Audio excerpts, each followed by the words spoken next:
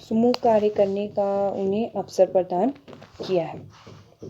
इसमें क्या होगा कि लर्निंग एक्टिविटी उनकी बढ़ेगी, उनको उनका इंटरेस्ट बढ़ाया जाएगा, उनकी श्रृंखलाओं को चित्रात्मक प्रस्तुति के कारण या फिर क्रिया के द्वारा, समूहिक क्रिया के द्वारा या विजुअल ऑडियो विजुअल द्वारा, प्रस्तुतिकरण के द्वारा, इससे क्या होगा, उनकी जो लर्निंग पॉइंट है, वो लर्निंग पावर है, वो बढ़ेगी। इससे वो चीज़ों को स्पष्टीकरण से पहचान सकेंगे और उनके प्रतिरूप का निर्माण वो कर सकेंगे। ठीक है। नेक्स्ट जो उन्होंने बात की है वो है रिसोर्सेज यानी स्रोत की। इस प्रकार के शिक्षण उपगम में जो टीचर है उसको ज्ञान को नए स्वरूप में बच्चों की समझ रखना चाहिए, यानी कि जो भी उनके ज्ञान के अनुसार उनको नए नए स्रोतों से अवगत करवाना चाहिए और उनको पुस्तक पर आधारित ज्ञान ना देकर बच्चों को अन्य स्रोतों से ज्ञान प्राप्त के लिए प्रेरित करना चाहिए और बच्चों को नए तथ्यों व धारणा से अवगत करवा कर उन्हें ग्रुप में काम करने के लिए मोटिवेट करते रहना चाहिए। ठीक है। इससे क्या होगा, उनके बच्चों में जागरूकता की भावना आएगी, रुचि बढ़ेगी और उनकी जो सुरक्षित भययुक्त वातावरण है वो उसमें शैक्षिक स्रोत उनमें शामिल हो पाएंगे। नेक्स्ट जो बात की गई है उन्होंने प्लानिंग की। प्लानिंग किसी भी कार्य को सफलतापूर्वक करने के लिए सबसे पहले वो प्लानिंग की जाती है। कोई भी हम कार्य करते हैं, ठीक है, उसमें प्लानिंग का होना बहुत ही आवश्यक है। अब बहु अनुशासनात्मक अप्रोच में हमने एक अच्छी योजना का होना अत्यंत आवश्यक माना है। इसमें जो टीचर है अपने अलग अलग जो क्षेत्रों से में किसी भी हस्तक्षेप में कार्य करते हैं, यानी कि अपने अपने सब्जेक्ट में सभी माहिर होते हैं तो वो अपने अपने हिसाब से कार्य करते हैं, तो वो दूसरे के साथ अधिक समन्वय नहीं कर सकते। अब मैथमेटिक्स वाला दूसरों के साथ नहीं कर सकता, साइंस वाले दूसरे, तो वही बात है, उसमें किसी प्रकार का कोई हस्तक्षेप नहीं होता। अब जो टीचर होता है वो परस्पर बैठकर एक कार्यकारी समूह योजना का निर्माण कर सकता है। जैसे कि हम प्लानिंग करते हैं ना, हमारा जो रजिस्टर तैयार होता है कि वीकली प्लानिंग होती है ना कि हमने ये करवाना है, ये करवाना है, तो सबसे पहले ये होता है कि उन बच्चों के प्रति टीचर को प्लानिंग करनी चाहिए। ठीक है। और उसी प्रकार का उनको वातावरण बनाना चाहिए विद्यालय में, जिससे कि वो अर्थपूर्ण कार्यकारी द्वारा उस रूप को सफलता प्रदान कर सके।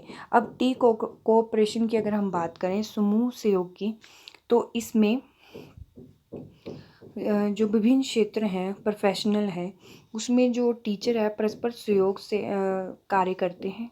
इसमें शिक्षण अधिगम संबंधी उद्देश्यों का निर्माण किया जाता है, विषयों में संबंधित योग्यताएं दी जाती हैं, समस्याओं को निराकरण किया जाता है और कार्य संबंधी व्यवहारों से उनको का निर्माण करवाया जाता है।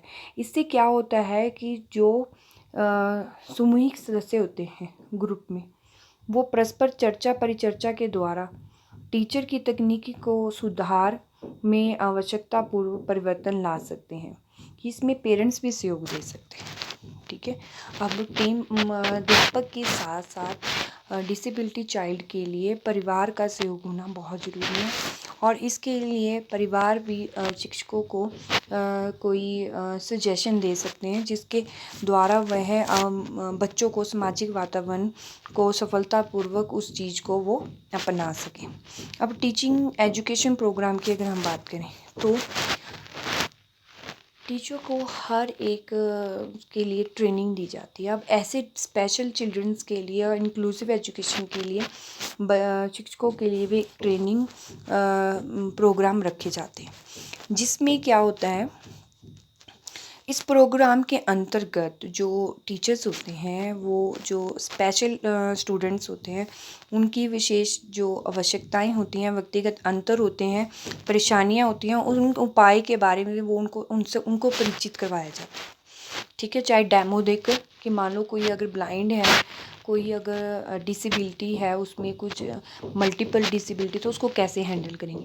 तो इससे क्या होगा कि परेशानियों के बारे में उसे सविस्तार से परिचित करवाया जाता है और शिक्षक को बाल विज्ञान का पूर्ण ज्ञान करवाया जाता है, ये टू जेड, कि उनके साथ व्यवहार कैसे करना चाहिए, उनके साथ बात कैसे करनी और उनके रहने के तरीके उनको अपनाने पड़ते हैं।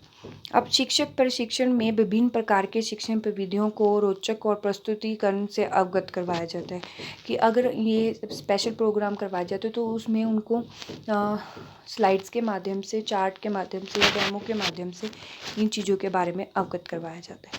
और इस प्रकार जो प्रशिक्षित अध्यापक होते हैं और अन्य क्षेत्रों से आए समूह के जो सदस्य होते हैं उनके साथ वो बेहतर तालमेल बिठा पाएंगे। ठीक है, यानी कि वो विशिष्ट बालकों के साथ प्यार से उनके साथ फ्रेंडली बिहेवियर कर पाएंगे। उसमें सबसे पहले टीचर को पेशेंस रखने की ज़रूरत होती है। ठीक है, तो ये जो टीचर एजुकेशन प्रोग्राम है ये इसलिए रखा जाता है कि शिक्षण अधिगम को ध्यान में रखते हुए हम ये कह सकते हैं कि किसी भी प्रणाली उपागम का जो प्रयोग है वो बच्चों के अधिगम व सदस्यों की क्षमता में वृद्धि की सार्थकता बनाने के विचारधारा के अनुसार किया जाता है। ठीक है, लेकिन अगर हम बात करें कि बच्चों के विकास की, तो इसके लिए सबसे पहले टीचर का जो मेन रोल है वो अध्यापक का माना गया है। ठीक है, और दूसरा जो टीम वर्क की अगर हम बात करें तो दूसरा रोल जो है वो पेरेंट्स का माना गया है कि इन दोनों के बिना वो बच्चों को उनके लक्ष्य तक नहीं पहुंचा सकते। ठीक है बेटा, दूसरी जो बात की गई है वो इसमें ये है कि जो बहु अनुशासनात्मक उपागम है उसमें संबंधी प्रत्येक बहु अनुशासनात्मक उपागम संबंधी प्रत्येक समूह के सदस्य अपने ज्ञान और कौशलों का योगदान विशिष्ट आवश्यकता समूह से संबंधित बच्चों के अधिगम के सामाजिक उत्थान में उनको सहयोग दे सकते हैं। यानी कि ग्रुप की बात की गई है वही कि जो टीचर का है और बच्चों का मेन रोल इसमें माना गया है। तो ये थी अप्रोचेज़ ऑफ इंक्लूसिव एजुकेशन, जिसमें हमने बात की समावेशी में 3 उपागम अप्रोचेस हैं, जिसमें interdisciplinary team approach, transdisciplinary team approach और मल्टी डिसिप्लिनरी टीम अप्रोच की बात की गई है। अब मल्टी डिसिप्लिनरी वो होती है जिसमें तरह तरह की, बट इसमें जो अलग अलग टीम की बात की गई है, अलग अलग स्तर की बात की गई है, उसमें पेरेंट्स और बच्चों के साथ भी वैसा समन्वय बिठाना पड़ता है।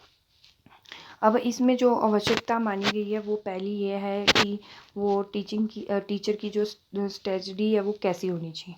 फिर उनकी लर्निंग एक्टिविटी पर विशेष बल दिया गया है, रिसोर्सेज पर विशेष बल दिया गया है, प्लानिंग होनी चाहिए, टीम कोऑपरेशन होना चाहिए अध्यापक और परिवार का बच्चों के साथ।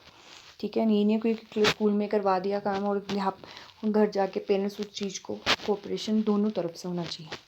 ठीक है, नेक्स्ट में उन्होंने टीचर एजुकेशन प्रोग्राम की बात की थी और ऐसे बच्चों के लिए स्पेशल टीचर जो एजुकेशन प्रोग्राम वो होने चाहिए। उसमें बच्चों के बारे में जो बाल केंद्रित शिक्षा है उसके बारे में टीचर को अवगत करवाना चाहिए। ठीक है बेटा, thank you and have a nice day.